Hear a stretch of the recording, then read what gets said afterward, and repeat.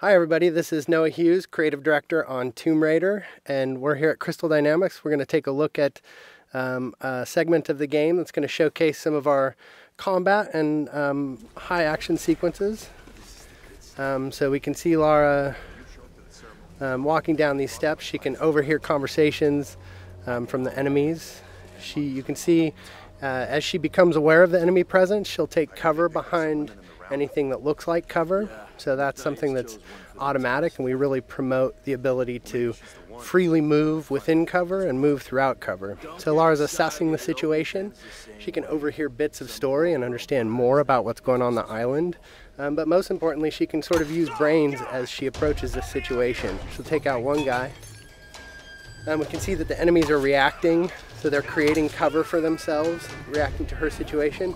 Another guy's trying to flush her out of cover with the Molotovs. This is just an example where we really try to make the AI adapt to the situation, but also promote movement from the player so that they're not just stuck behind cover and playing sort of pop and shoot cover games. We really promote that movement. So we can see Lara approaching here. She's got her a new gear element, the rope arrow. She's able to create her own zip line. And with the shotgun and the zip line, she's now back to an area she had been before, but able to access spaces that she had never been able to get to. Are you there? I'm here, Sam. Are you okay? What do they want with me, Lara? A fire ritual? This is so fucked up. Listen, I'm coming to get you. I'm going to get you out of there. Please, please help me, Lara. I promise. I promise, Sam. Hey, she just... Oh no! Sam? No! Sam! Help me! Stay away from her, you bastard! Stay away!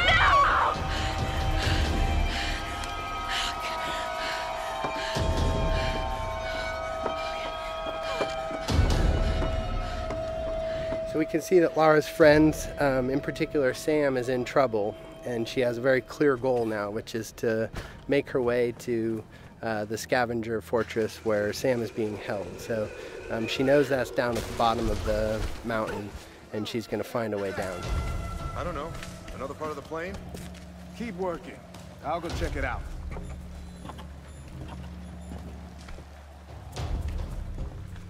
Again, often the best strategy is to sort of assess the situation before you jump in with guns blazing.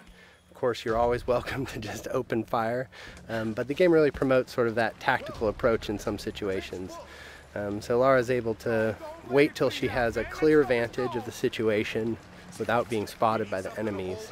She sees an opportunity in the fire, and she's able to open combat by really decimating the enemies with the environmental opportunities and then finishing off any stragglers. Now, last time we showed this space, we took the left route, and this is just an example of a forked path where you can see them coming up the path that we would have come down naturally.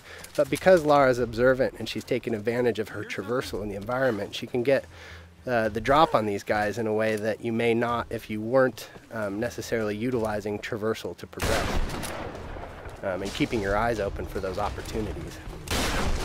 Again, Lara using the barrels as part of the environment to sort of create chaos within the enemy AI and take advantage of that chaos. So again, Lara just not necessarily being all about the biggest firepower, but really trying to use a tactical approach to combat.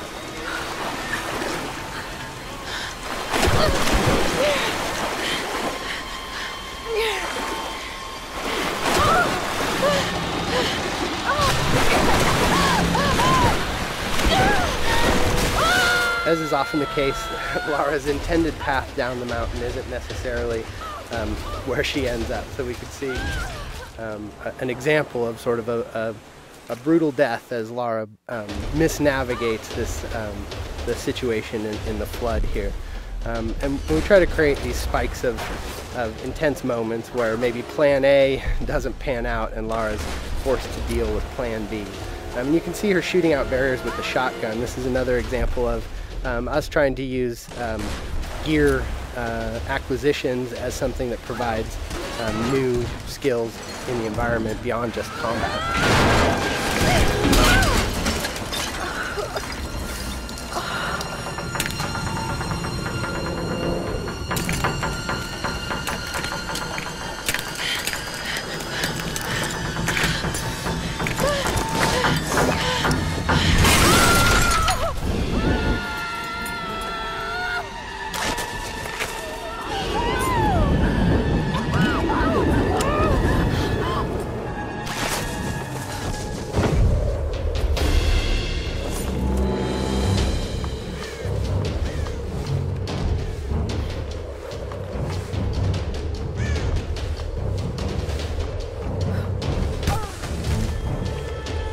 can see that Lara's been able to adapt to this turn of events and managed to find her way down the mountain, but is a little bit worse for wear, having gone through a pretty traumatic descent.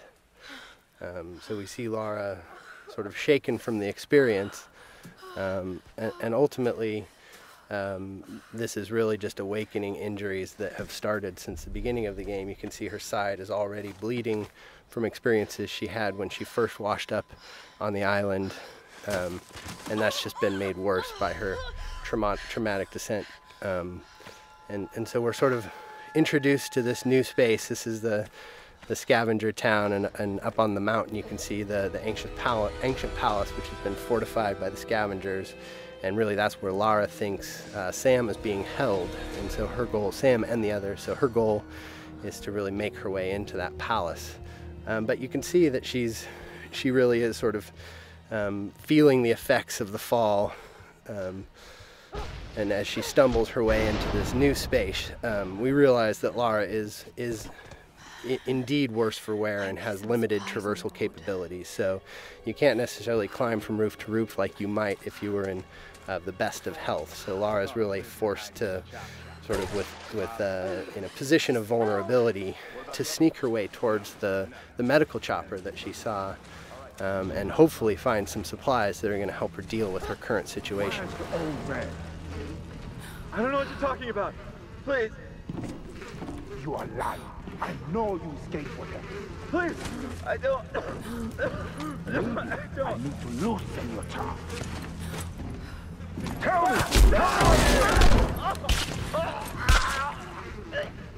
So we can take a moment to overhear some of the story. That's always optional, but we try to infuse a lot of the environments with some of the backstory, and that's actually foreshadowing something that will come up a little bit later in the story.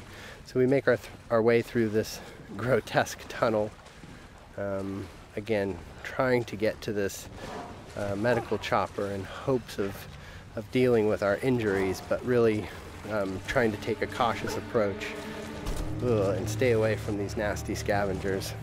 We're starting to sort of get into the heart of it. This is Lara's journey into the belly of the beast, so to speak, and we really see her sort of having to engage in direct conflict in ways that she hasn't up until this point in the game. So we can assess the situation. The guy on the top was a threat. We see an opportunity with a barrel to soften up the enemies here, but this is an example of a trap. Lara stepped in the wrong place and ended up strung upside down, and that's us just trying to keep the player on edge. We have the enemies, the scavengers, really having a presence on the island here, almost a guerrilla approach to combat, where they sort of take advantage of their home court.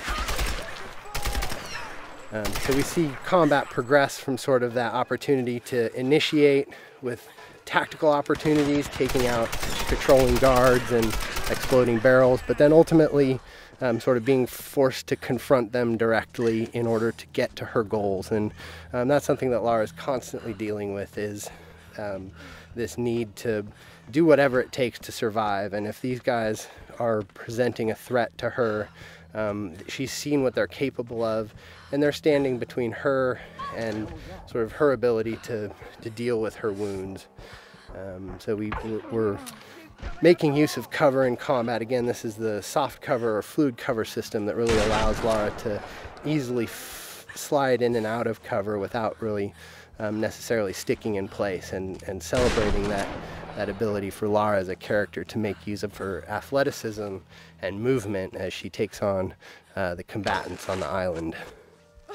So with our piece of gear, our rope arrow, we've been able to pull our way into the crash chopper here, which is where Lara hopes to find something to deal with her injuries.